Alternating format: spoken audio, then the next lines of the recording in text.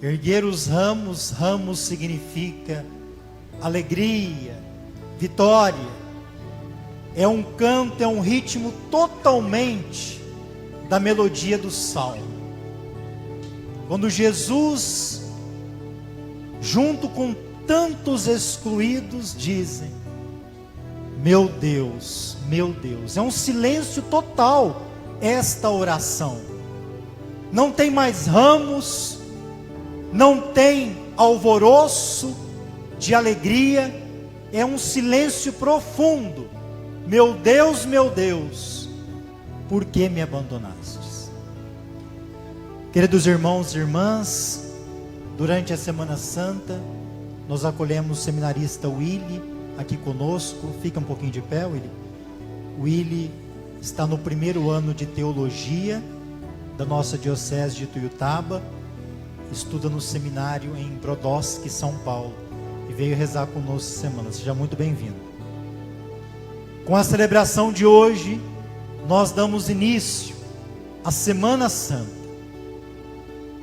a semana que dá sentido em todas as outras semanas, a semana que é luz para iluminar qualquer liturgia que nós celebramos durante o ano. Os primeiros cristãos na igreja, após a morte de Cristo, após a sua ressurreição, no primeiro século, se reuniam no domingo para celebrar a Páscoa do Senhor. Portanto, era uma Páscoa semanal, onde se reuniam para celebrar. Depois, isso nos mostra a importância de não trocarmos o domingo por nada em nossa vida, como os primeiros cristãos. Domingo para nós é Páscoa, é dia de celebrar a vitória de Cristo sobre a morte. Depois os cristãos se reuniam, além da Páscoa semanal, uma vez ao ano, para celebrar os mistérios da paixão, morte e ressurreição de nosso Senhor Jesus Cristo. Nós chamamos isso de mistério pascal. É o que nós celebramos na Semana Santa, de modo muito especial, no tríduo pascal, quinta-feira santa, sexta-feira santa e o sábado santo, com a mãe de todas as vigílias, nós celebramos o mistério de nosso Senhor Jesus Cristo. Isso os cristãos faziam uma vez por ano. Depois a liturgia vai organizando e vai formando então o tríduo pascal, com leituras, como a gente vai ver no sábado santo, um número maior de leitura para contar a história da salvação. Nas missas da Semana Santa, ninguém pode, diante de que o Cristo passou e sofreu, ninguém pode reclamar que está cansado, ninguém pode reclamar se a liturgia demora, porque a liturgia não demora. Demorar é fora do tempo, é cronológico. A Semana Santa não é cronológica, a Semana Santa é cairótica, e se eu não entro dentro dela, tudo está demorando, tudo está cansando, é mistério. Eu tenho que envolver a minha alma nessa semana. A liturgia de hoje, ela sempre se chamou da paixão de nosso Senhor Jesus Cristo. É o Evangelho de hoje. Depois que ela veio a chamar-se Domingo de Ramos, mas é Domingo de Ramos da paixão de nosso Senhor Jesus Cristo.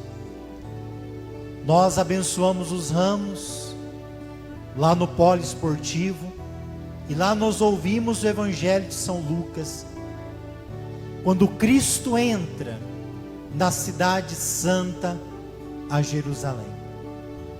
Diz o Evangelho que Jesus está caminhando à frente dos discípulos. Aquele que entrega a vida por nós caminha na nossa frente para nos defender, para nos guardar, para nos livrar de todo mal. Ele vai à frente do povo, à frente dos discípulos. Olha que procissão bonita, nós sermos guiados por aquele que vai à frente, Jesus. É Hosana Rei, Hosana Ra. O Evangelho tem uma procissão totalmente diferente. Jesus caminha, quando ele olha para trás, não tem ninguém com ramo na mão, não tem ninguém ao seu lado, não tem ninguém além do Pai para defendê-lo, não tem ninguém que naquela multidão batia no ombro. Jesus, eu te sigo. Jesus, eu te amo. Quando Jesus no Evangelho olha para o lado, olha para trás, não tem ninguém para dizer para ele assim: eu estou com você, Jesus, mesmo nas chicotadas. Eu estou com você, Jesus, mesmo na paixão que o Senhor está passando. Quem somos nós nessa liturgia do Domingo de Ramos? Nós somos só o povo que aclama Hosana, Hosana, mas na hora que chega o momento da gente dar a vida, a gente desaparece. O seguimento de Cristo tem sentido ficar no Hosana, aleluia, mas na hora que o Cristo precisa, eu guardo e escondo os meus ramos?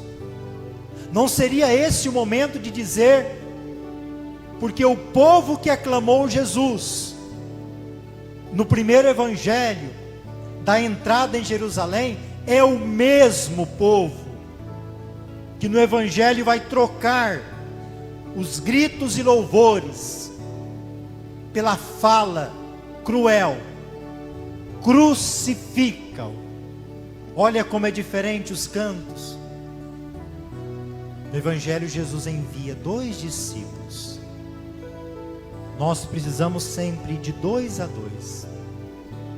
Vai até a cidade e buscai um jumentinho. Os discípulos perguntaram: e se os donos perguntarem para que o Senhor precisa do jumentinho, o que nós vamos responder? O que Jesus responde? Diga que eu preciso dele.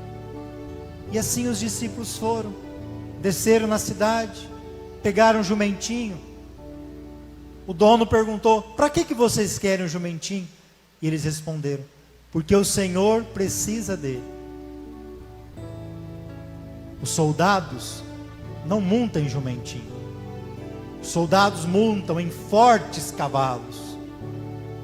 Jumentinho é animal de carga, é animal do povo pobre.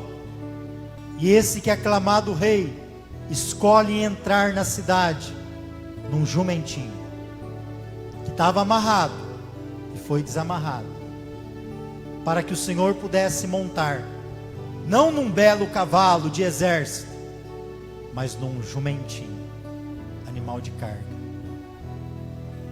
Por que você quer o jumentinho?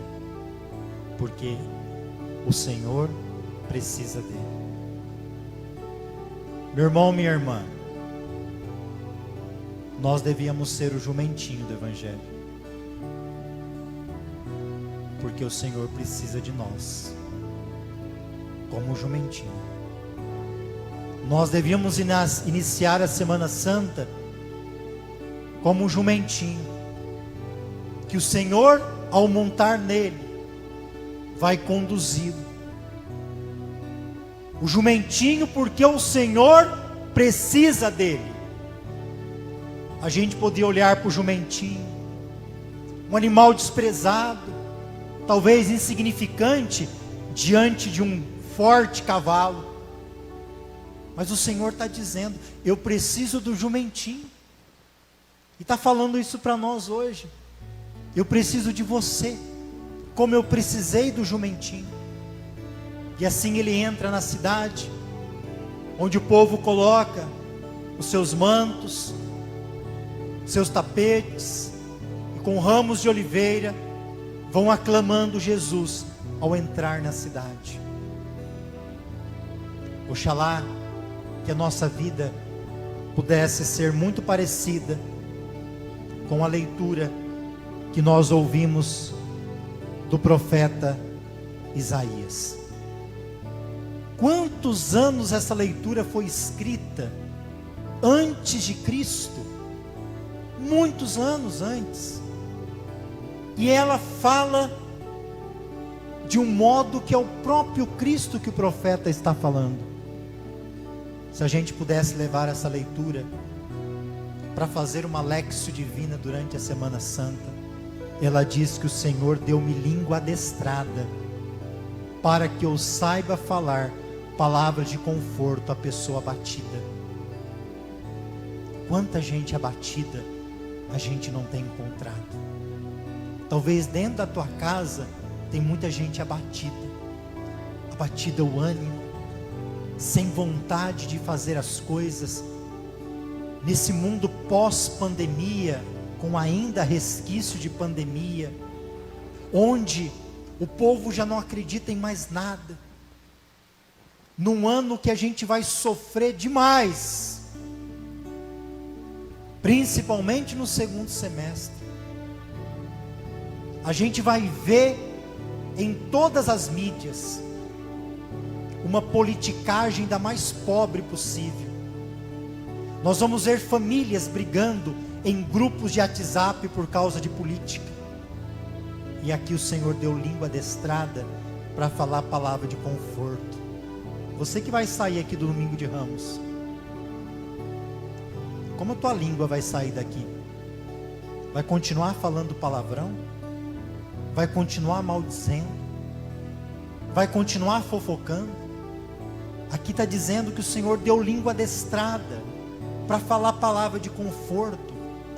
Deus precisa de você, diz o Evangelho, jumentinho, para falar palavras de conforto, palavra de vida, palavra de ressurreição para quem está abatido.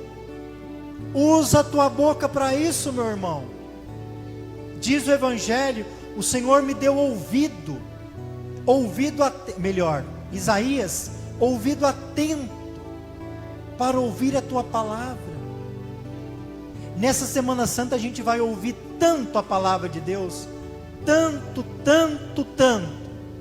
Não se disperse quando a palavra for proclamada. A palavra é a mesma, mas Deus quer falar para você de um jeito e para você de outro jeito. Se você não escutar, a voz dele pode passar e você não escutar o que ele está querendo falar para você. E aí diz o Isaías: ofereci-me as costas para me bater, arrancaram-me a barba, é a pior humilhação que alguém pode fazer. E ele não revidou, porque para Jesus a violência não se vence pela violência, se vence pelo diálogo, pela tolerância, pela insistência na oração.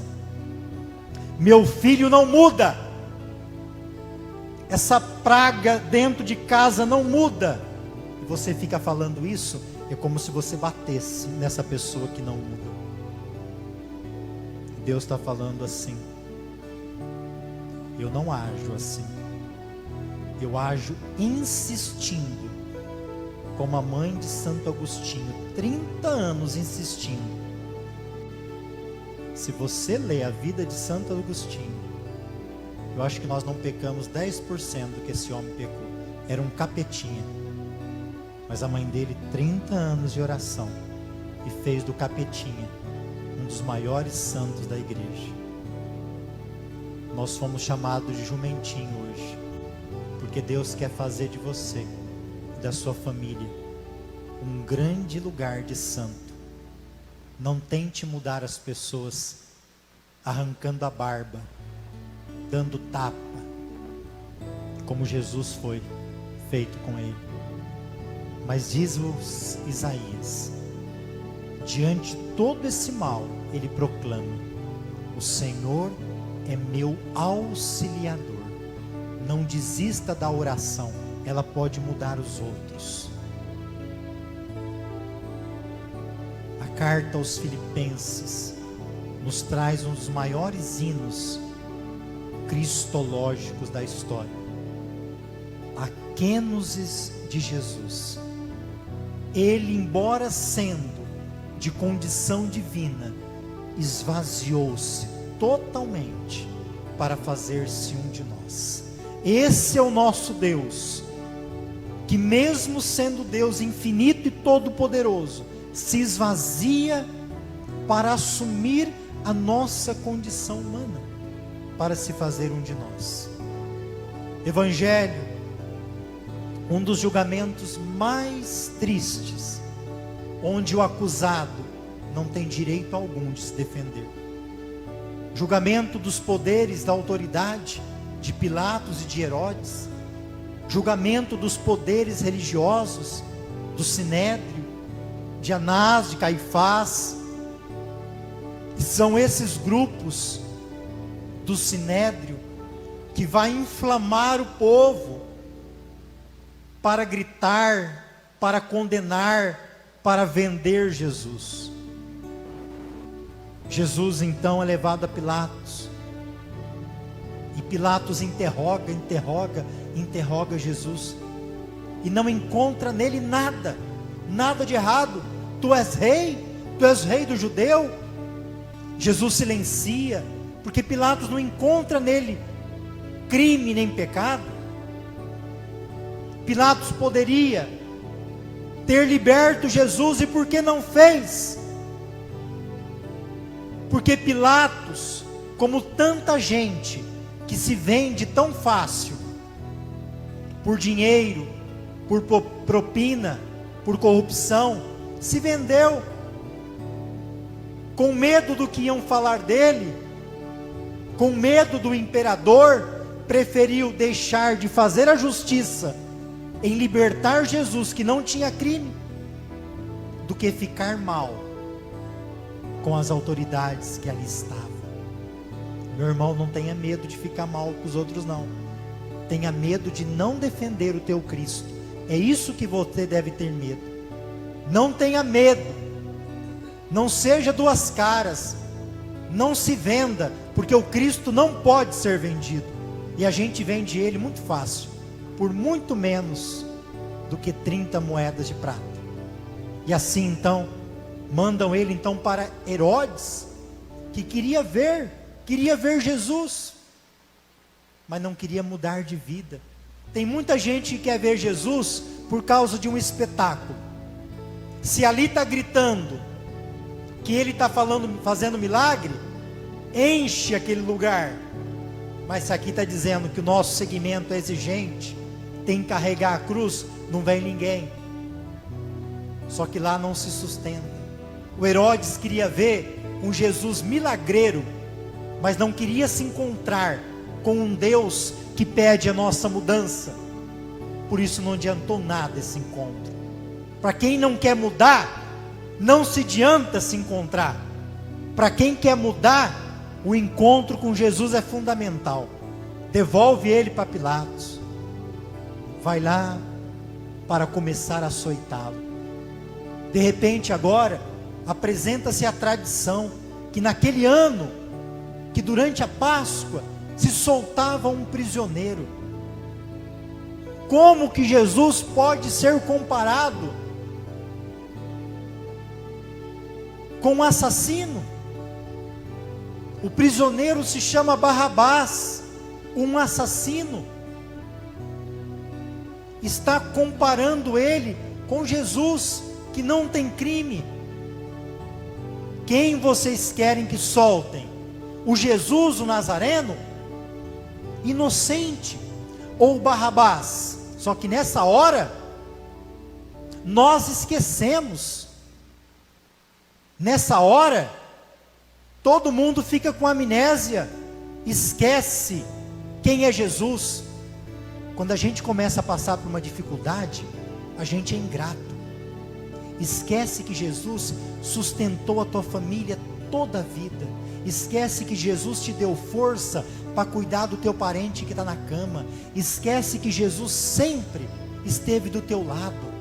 Esquece que Jesus ouviu toda a tua oração. E nessa hora, a gente esquece também o que o Barrabás fez. Esquece que ele é um assassino. Eu dizia ontem, repito hoje, eu tenho muito medo de quando a gente faz escolhas, de quando a gente age em multidão. Tenha muito cuidado de multidão, porque na multidão a gente vai conforme o ritmo da multidão. Se a multidão grita Hosana Rei, a gente grita mais forte Hosana Rei. Se a multidão aponta para aquela pessoa, lá o fulano pecador, todo mundo aponta, o fulano pecador, sem saber se ele é de verdade, mas aí não tem mais jeito. Se a multidão grita, nós gritamos, sem saber se é verdade, igual uma grande torcida, vai gritando. Vocês preferem Jesus ou Barrabás? Eles foram insuflados a dizer: solta Barrabás! Esse é grito de multidão. Multidão que não tem consciência e vai gritando: crucifica Jesus! Solta Barrabás! Muito cuidado, meu irmão, minha irmã. O teu grito na multidão pode vir com muitas falhas. E aí Barrabás é solto. E o Cristo vai ser crucificado. Começa a carregar a cruz. E pegam então um homem, o Simão de Cirene. E ele vai carregar a cruz atrás de Jesus. E assim que você, que está dizendo que não está aguentando carregar a cruz, é porque às vezes você quer carregar a cruz com uma pressa violenta, indo até na frente de Jesus. Eu só consigo carregar a minha cruz se eu levar ela atrás de Jesus. Porque ao levar a cruz atrás, eu olho para frente e vejo a dele. Eu só consigo caminhar com a minha cruz olhando como ele leva a dele. E nesse momento do evangelho, o povo, os chefes vão dizer assim, zombando: a outros ele salvou, salva-se a si mesmo, se é o Cristo de Deus. Isso todo mundo gritou, porque os chefes motivaram a gritar. É a mesma fala que o povo está gritando: a outro salvou, salve a ti mesmo. É a mesma fala que um daqueles criminosos disseram para Jesus, porque eles estavam lá em cima, crucificados, um à direita e outro à esquerda. Nessa hora, você pregado na cruz, até isso tem ouvido para escutar. O lá de cima escutou o que o povo falava, escutou o mal que o povo falava e repetiu para Jesus: se é Cristo, salva-se a si mesmo. O outro parece que tinha mais consciência e repreendeu ele: olha, nós somos culpados pelo nosso crime, ele não. E aí então, ele, esse ladrão que está diante de um inocente, diz para Jesus, que a gente pudesse dizer também: Jesus, lembra-te de mim. Lembra-te de mim que também naquele domingo de Ramos balançou tão bonito o ramo, mas lembra-te de mim, que eu já te neguei, já falhei na minha vida de igreja. Lembra-te de mim quando entrares no teu reino. E Jesus responde assim: em verdade eu te digo, meu irmão, minha irmã, hoje estarás comigo no paraíso. Um Deus que é humilhado, crucificado, ainda nos acolhe no paraíso. Um Deus que levou chicotada, diz assim ainda: Pai, perdoa-lhes, eles não sabem o que fazem.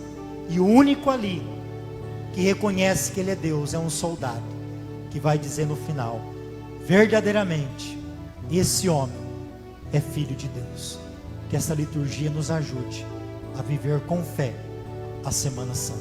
Louvado seja nosso Senhor Jesus Cristo.